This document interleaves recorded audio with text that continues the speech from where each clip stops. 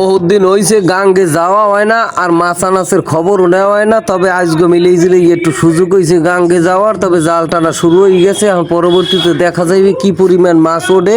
তবে আমরা শেষ পর্যন্ত থাকেন, মজা পাইবেন না আর কি। মাছের তো আর দুঃখ নাই, গাঙ্গে জাল পাতলে এলে মাছ ওঠে, এই হইলে মানুষের জান নিয়ে আইছে। তাই মোরা তো সচক্ষে দেখতে আছি। এই শুরু হচ্ছে কিন্তু একটু কট্টি পোমা দিয়া অলরেডি একটু কিন্তু জেতা এই জাফিতে থোয়ার লগে লগে কিন্তু এটা শ্বাস করতে আছে আর লাফাইতে আছে।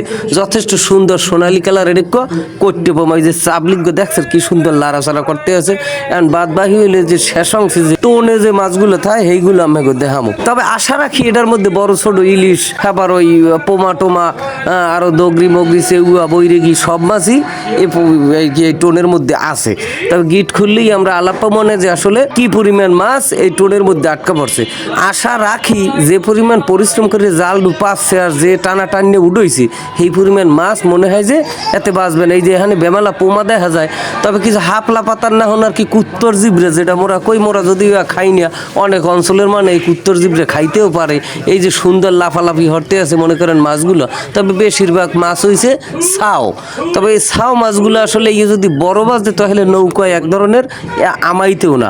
তবে মাছ বাঁচছে বুঝছে দেখা যাইবে না কি পরিমাণ মাছ এই জালের মধ্যে আটকা পড়ছে। পোমা মাছগুলো তো সুন্দর পোমা, একবার কোট্টে পোমা না, এটা অরিজিনাল পোমার একটা জাত। তবে যে পরিমাণ লাফাইতেছে মন চাইছে যে এখনই কাঁচা খাই।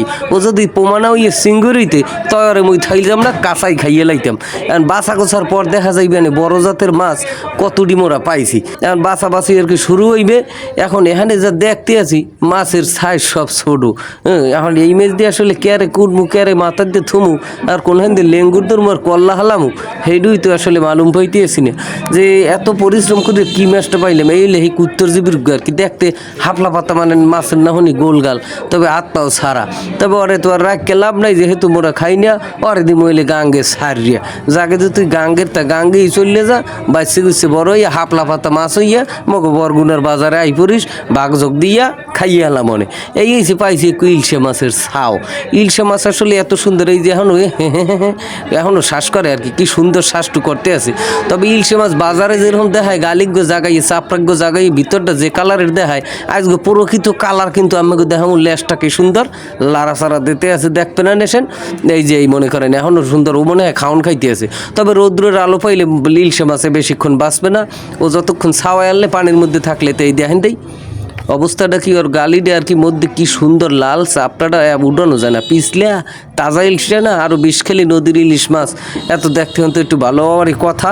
এই যে কি সুন্দর রক্তের মতো লাল টুকটুক টুকটুক করে, মন চাইলে তো এখনই আসলে পাহাই দিয়ে খাইয়ে লাই, কিন্তু কামই বিকিয়ে এত আর কাঁচা খাওয়ান যাবে, দুইয়ে কুটি খাওয়া লাগবে এই পরিমাণ মাছ। তবে পরিশ্রম যে হারে ঘরছে সে পরিমাণ মাছ কিন্তু এই জালে ওঠে না। তা মিলিয়ে দিলে এই কজ্ঞ পাইছি বড় মাছ, আর হইলে আন্ডালা পাইছি কিছু সিঙ্গুর। আর গুড়িডি মনে করেন গুড়িডি আর কি করা যাইবে, গুড়িডি গাঙ্গে হালাইনি ছাড়া তো আর কোথায় গাঙ্গে হালাইলেও বা হইবে কি, অত আর বাঁচবে না। তাই সর্বশেষ ব্যাগ বড়ে লইয়া আডা দিলাম।